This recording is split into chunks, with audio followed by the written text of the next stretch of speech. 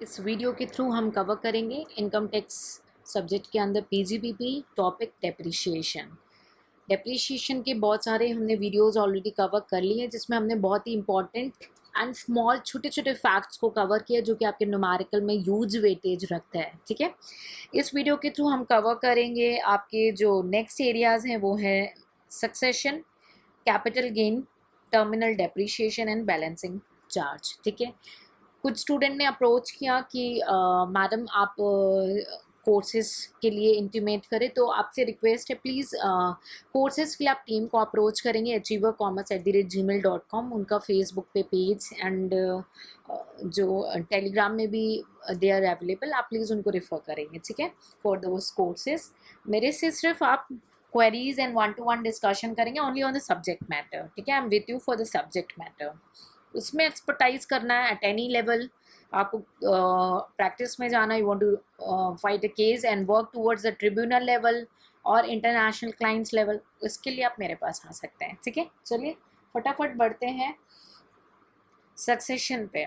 क्या है succession? Depreciation में हम सक्सेशन के टॉपिक को देखने जा रहे हैं। ठीक है, सक्सेशन का पहले मतलब क्या है? ठीक है, सक्सेशन का पहले मतलब क्या होता है? सक्सेशन मतलब कि जब हमारा बिजनेस जो है ना दो पार्ट में, एक हमारा बड़ा बिजनेस है जो कि दो पार्ट में डिवाइड हो जा रहा है या एक ये नया पार्ट में बन जा रहा है। ठीक है, यानी कि पुराने की एग्जिस्टिंग में कुछ डिस्टर्बेंस आ रही है। फॉर एग्जाम्पल, अगर ये हमारा सपोज पार्टनरशिप फॉर्म था, ठीक है, पार्टनर या दो से ज़्यादा लोग मिल करके फॉर्म को चला रहे थे, ठीक है, वो अब कंपनी में बदल जाता है क्योंकि बिजनेस ग्रो कर रहा है भाई, तो कंपनी में कन्वर्ट हो गया। ठीक, या प्राइवेट कंपनी पब्लिक कंपनी में कन्वर्ट हो गई, या दो कंपनी मिल करके एमलगमेट हो गई। एमलगमेट माने एक दूसरे से जुड़ के एक नई कंपनी का, अकाउंट्स में इसको बहुत अच्छे से समझाया है। ठीक है, एमलगमेशन का मतलब क्या होता है, तो एमलगमेट हो गई, ठीक, डीमर्ज हो गई, कंपनी आपस में ब्रेक हो गई। ठीक है, या कोऑपरेटिव बैंक्स ब्रेक हो गए, तो ये होता है आपके सक्सेशन के केस। ठीक है, तो डेप्रिशिएशन में ऐसे केसेस को कैसे डील करेंगे? देखिए, जब हमें कैलकुलेट करना हो डेप्रिशिएशन को, तो हम फुल कैलकुलेट करेंगे। हम ये मान लेंगे कि ऐसा कुछ हुआ ही नहीं, सक्सेशन नाम का कुछ चीज़ हुई नहीं कंपनी के बीच में, और फुल डेप्रिशिएशन जो एसेट का जो क्राइटेरिया है उस हिसाब से कैलकुलेट करेंगे। लेकिन अब ये कैलकुलेट करने के बाद, जब पूरा आपने कैलकुलेट कर दिया, उस कैलकुलेशन के बाद हम उसको अपोर्शन करेंगे। अपोर्शन यानी बांटना। किस बेसिस पे बांटेंगे भाई? डेज के बेसिस पे बांटेंगे। किसने कितने दिन एसेट को रखा। ठीक है, मतलब जो पुरानी होती है उसको प्रेडिसेसर बोलते हैं, और जो नया बन के आता है उसका वर्ड यूज होता है आपके एग्जाम हॉल में सक्सेसर करके। ठीक है, तो उसको नंबर ऑफ डेज के बेसिस पे बांटेंगे। कैसे? यूज, कितने दिन किसने यूज किया, उस बेसिस में इसका अपोर्शन कर देंगे। ठीक है, तो पहले कैलकुलेट फुल करेंगे, फिर नंबर ऑफ डेज यूज के बेसिस में बांट देंगे। बस, ये आपका हो गया succession of the depreciable asset की, कैसे उसको डील करते हैं। चलिए, सेकेंड है हमारा कैपिटल गेन के केसेस। कैपिटल गेन क्या होता है? हम कई बार कुछ एसेट ले लेते हैं। एसेट यानी भाई कैपिटल गेन के अंदर अलग डिफिनीशन है, उसको हम स्पेसिफिकली उसी चैप्टर में कवर करेंगे कि क्या क्या उसके अंदर फॉल होता है। बट एक बेसिक आपकी ले मैन लैंग्वेज में बता दें कि भाई आप वर्ड सुनो कैपिटल गेन कभी, तो क्या कैपिटल गेन माने? गेन माने फायदा, ठीक, और कैपिटल माने ऐसी एसेट जिसको आपने कम से कम 12 महीने से ज़्यादा रखा हुआ हो परचेज करके। ठीक है, और गेन तब होगा ना जब आप उसको परचेज किए और फिर सेल कर दिए, तो डिफरेंस जो होगा वो आपको गेन हो जाएगा। तो कैपिटल गेन क्या है? जब लंबे समय पे कोई रखी हुई चीज को बेचा और उससे आपको फायदा हो गया। ठीक है, तो अब भाई ऐसे समय पे आपने कोई एसेट खरीद करके रखा, तो उस पर भी तो डेप्रिशिएशन मिलता है ना, तो उसको कैसे कैलकुलेट करेंगे वो अभी हम देखते हैं। ठीक है, सबसे पहले हम बेसिक कैलकुलेशन देख लेते हैं। ट्रांसफ़र करने से, ट्रांसफ़र यानी सेल वगैरह करने से या ट्रांसफ़र करने से आपको जो वैल्यू मिली, ठीक, उस पे आपने थोड़ा बहुत खर्चा किया होगा, यानी ब्रोकरेज वगैरह सपोज हो जाते हैं। ठीक है, वो पे किया होगा। ये ना थोड़ा और अच्छे से क्लियर हो जाएगा जब हम पीजीबीपी को के बाद कैपिटल गेन वाले चैप्टर को कवर करेंगे। लेकिन एक ब्रीफ आइडिया आप यहाँ पे ले लो। एक्सपेंसेस यानी जो खर्च किए वो माइनस करोगे, तभी तो आपको पता चलेगा ना नेट आपके पॉकेट में कितना बचा। उसको बोलते हैं नेट कंसिडरेशन। क्या बोलते हैं? Net consideration. ठीक, अब इससे क्या माइनस करोगे, आपकी ओपनिंग WDV यानी एसेट की जो रिटर्न डाउन वैल्यू है। अब इतना तो याद हो गया होगा ना, WDV क्या है, किसका, ब्लॉक का लेंगे सर जी, ठीक है, पूरा पूरे ब्लॉक वाइज, ठीक, उसको माइनस किया।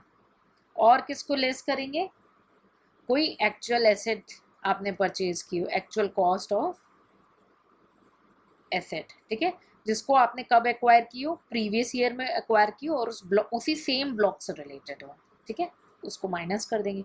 ये बैलेंस आपका आ जाएगा सरप्लस और डेफिशिट। जो ये डिफरेंस है ये आपका क्या हो जाएगा, सरप्लस और डेफिशिट हो जाएगा, ठीक है।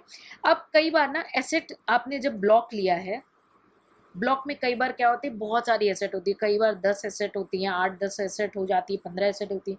तो कई बार क्या है ना, आप सारी एसेट नहीं बेचते हो, आप 2 या 3 एसेट बेचते हो, बाकी रख लेते हो। या आपने सपोज करो 15 एसेट थी आपके पास, आपने 12 बेच दी, 3 बची हैं, है ना, 3 आपने महंगी महंगी एसेट अपने पास संभाल के रखी है। तो उस केस में क्या होगा कि जब आपने पूरे ब्लॉक को ट्रांसफर नहीं किया है, ठीक है, उस केस में क्या होगा, व्हेन ऑल एसेट्स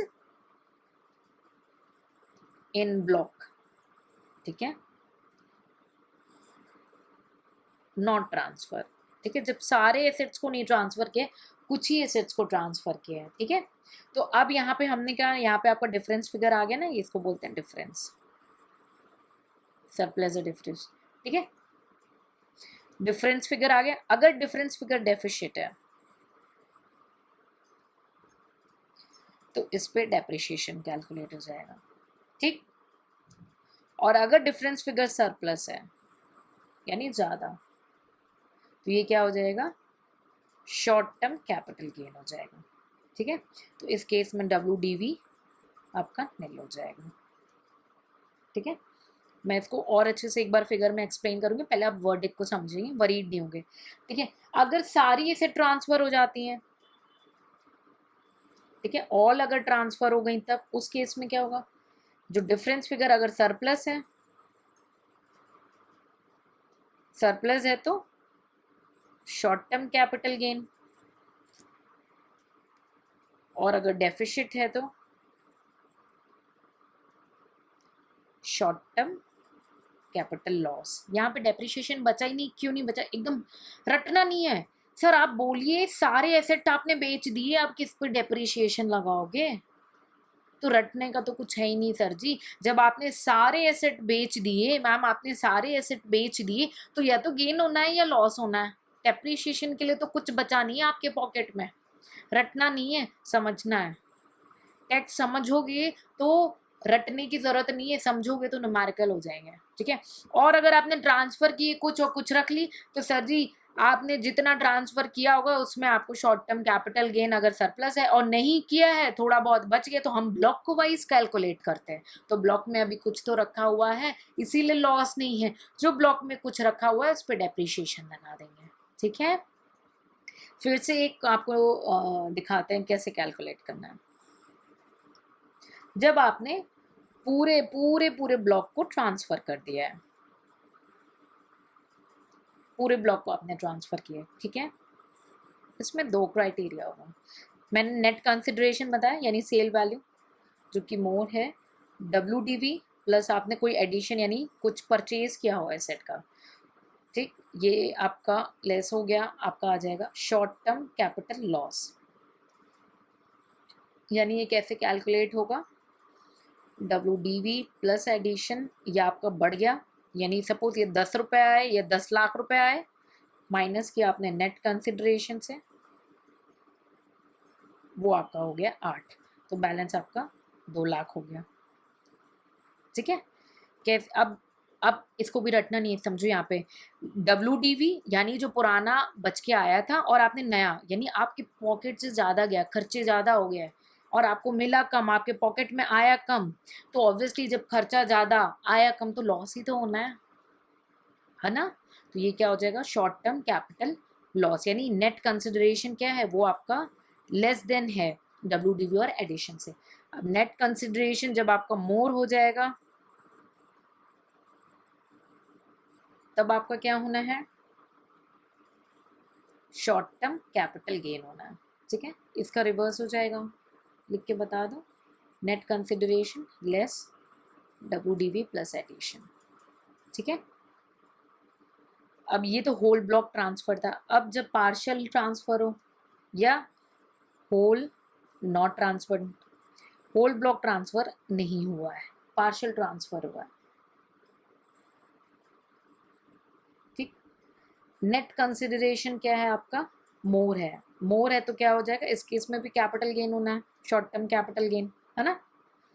और नेट कंसिडरेशन आपका लेस है, सॉरी, नेट कंसिडरेशन आपका लेस है तो क्या हो जाएगा, डेप्रिशिएशन क्लेम हो जाएगा यहाँ पे, ठीक है। डेप्रिशिएशन क्लेम हो जाएगा। किस पे कैलकुलेट करेंगे डेप्रिशिएशन, एक बार यहाँ पे नोट कर लीजिए। आपका WDV, इस पे आपने जो भी नया कुछ परचेज किया हो उसमें लेस कर देंगे आपका नेट कंसिडरेशन, जो से बैलेंसिंग पे आप डेप्रिशिएशन चार्ज कर देंगे, ठीक है।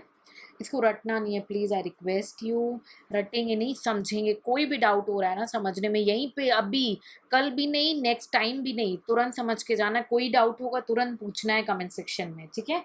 रटना नहीं है प्लीज़, ठीक है। कोई भी डाउट होगा उसको क्लियर करके जाएंगे, ठीक है। चलिए आगे बढ़ते हैं। अभी लास्ट कॉन्सेप्ट जो हम देखेंगे वो है हमारा terminal depreciation, terminal depreciation and balancing charge का, ठीक है। ये जनरली पावर सेक्टर यूनिट में ही होता है, ठीक है। पावर सेक्टर, ये पावर सेक्टर में होता है क्योंकि पावर सेक्टर यूनिट्स जो है आपकी वो straight line method of the depreciation follow करती है, ठीक है। Unless otherwise what is your choice, ठीक है, कि आपके पास ऑप्शन है, आप उस ऑप्शन को ऑप्ट कर सकते हैं। अदरवाइज जो पावर सेक्टर यूनिट्स है वो जो है straight line method of the depreciation follow करती हैं। केवल टेंजिबल एसेट्स पे उनके जो है depreciation straight line method follow होता है। अगर उनकी इनटेंजिबल की जहाँ बात होती है उन पे WDV एप्लीकेबल हो जाता है, ठीक है। 180 डेज और लेस देन का क्लॉज इनके ऊपर भी सेम टू सेम एप्लीकेबल है, ठीक है। तो चलिए देखते हैं ये टर्मिनल डेप्रिशिएशन और बैलेंसिंग चार्ज जो है, इसका अगर थ्योरी आता है आपके एग्जाम में तो इसका स्ट्रेट कनेक्शन केवल पावर सेक्टर यूनिट से है, ठीक है। तो ये कैसे आएगा टर्मिनल डेप्रिशिएशन और बैलेंसिंग चार्ज, उसको देख लेते हैं, ठीक है। सपोज सिचुएशन 1 है आपकी, एक मैं सिचुएशन वाइज बताऊंगी, 1 सेकेंड, ठीक है। सिचुएशन 1 है, इस केस में जो आपका नेट कंसिडरेशन आपको रिसीव हुआ है, ठीक है, नेट जो आपको जो भी नेट वैल्यू है वो आपकी लेस है WDV से। अब आप दिमाग लगाओ, यानी ये मुझे जो मिला है वो 8 रुपये है या 8 लाख है और WDV मेरी 10 है, ठीक। अब नॉर्मल केस में इसे लॉस हो जाता था, है ना, या डिपेंड ब्लॉक रखा है पूरा या पूरा ब्लॉक बेच दिया, या लॉस होगा या आप डेप्रिशिएशन चार्ज करोगे, ठीक। लेकिन इस केस में क्या हो जाएगा, जब आपका ये केस होता है कि आपको WDV ज़्यादा है और नेट कंसिडरेशन आपका कम है तो आपका बन जाता है ये टर्मिनल डेप्रिशिएशन, बस यही है। वहां पे मैंने क्या किया, या तो लॉस होगा, जब आपने पूरा ब्लॉक बेच दिया तो ऑब्वियसली लॉस होना है, नहीं बेचा तो क्या है, डेप्रिशिएशन है। यहाँ पे क्या है, टर्मिनल डेप्रिशिएशन है, ठीक है। तो कैसे हो जाएगा टर्मिनल डेप्रिशिएशन, WDV ज़्यादा है माइनस नेट कंसिडरेशन, ठीक है। अब सेकेंड क्राइटेरिया देखिए, याद नहीं करना है, समझना है, बार बार बोल रही हूँ, कोई डाउट होगा पूछेंगे, ठीक। अगर हमारा नेट कंसिडरेशन क्या है, ज़्यादा है, ग्रेटर है, किससे, WDV से, यानी ये मेरा 10 है और ये मेरा 8 है, चलो इसको 8 ही अगर रखें तो वो 6 हो जाएगा। चलो आपको समझने में आना चाहिए, नेट कंसिडरेशन 10 है, WDV 8 है, तो वहाँ पे क्या होता था, क्या, हाँ, स्ट्रेट अवे कैपिटल गेन का सिचुएशन हो जाता था, है ना, दोनों क्राइटेरियाज में। बट यहाँ पे क्या होगा, इसको बोल देंगे बैलेंसिंग चार्ज, ठीक है। क्या होगा बैलेंसिंग चार्ज, स्ट्रेट अवे आपका नेट कंसिडरेशन से WDV माइनस होगा, ठीक है। ये क्यों आता है बैलेंसिंग चार्ज, क्योंकि आपका नेट कंसिडरेशन WDV से बड़ा है, ठीक है, but less than original cost होता है, ठीक है, जो ओरिजिनल कॉस्ट होती है ना एसेट की उससे कम होता है। WDV से ज्यादा होगा आपके, बट ओरिजिनल कॉस्ट से फिर भी वो कम होगा। ठीक है, चलिए थर्ड क्राइटेरिया आपका, जब नेट कंसिडरेशन आपका ग्रेटर है WDV से, WDV से तो ऊपर ही था, अब यहाँ पे क्या WDV से तो था ही, अब यहाँ पे ओरिजिनल कॉस्ट से ज्यादा हो गया, ओरिजिनल कॉस्ट जो थी ना एसेट की उससे ज्यादा हो गया। ठीक, तो इस केस में क्या हो जाएगा, कैपिटल गेन। कैपिटल गेन क्या होगा, क्योंकि नेट कंसिडरेशन लेस ओरिजिनल जो कॉस्ट है एसेट की वो हमेशा कैपिटल गेन होती है। ठीक है, और फिर इस केस में हमने बैलेंसिंग चार्ज अगर देखे तो क्या होगा, ओरिजिनल कॉस्ट लेस WDV।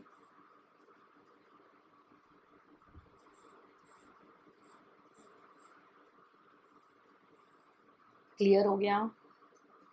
देखिए एक बार थ्योरी अच्छे से समझ लोगे तो न्यूमेरिकल में कोई डिफिकल्टी नहीं है, और थ्योरी को ठीक से नहीं समझा तो जूझते रह जाओगे।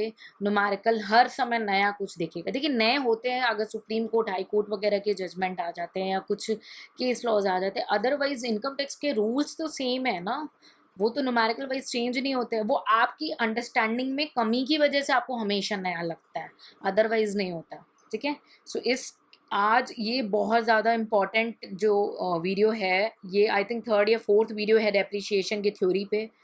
भाई इंपॉर्टेंट है तभी इतना टाइम देके मैं कवर करा रही हूँ, इंपॉर्टेंट नहीं होता तो मैं क्यों कवर कराती, थ्योरी उठाती न्यूमेरिकल और सॉर्ट आउट करा देती। But I want your 100% result. 100% result तभी होगा जब 100% प्रिपरेशन करोगे और उसका 100% time to time revision and answer writing practice सब करोगे। हर एक चीज़ को इक्वली वेटेज देना है ना। तो आज की वीडियो में कोई भी डाउट होता है प्लीज़, मेमोराइज नहीं करेंगे, वंस अगेन कोई डाउट होता है आप कमेंट सेक्शन में पूछेंगे, इसको इसी वीडियो के साथ इसी वक्त सॉर्ट आउट करके जाएंगे। ठीक है, कल कभी नहीं आता, जो स्टूडेंट ये बोलते हैं ना कल कर लेंगे बाद में, वो कभी नहीं आएगा, इसको अभी सॉर्ट आउट करना है। ठीक है, so I hope it's all clear. Next lecture में हम न्यूमेरिकल लेके आएंगे डेप्रिशिएशन का, हम एक दो ब्रीफ न्यूमेरिकल सॉल्व करेंगे। ठीक है, और बाकी जिन स्टूडेंट के पास बुक है प्लीज़ आप बुक से एक एक्स्ट्रा न्यूमेरिकल जो है आप प्रैक्टिस कर लेंगे। ठीक है, so I hope it's all clear with this video. In case of any doubt feel free to ask in our comment section. See you in the next lecture, till then please take care.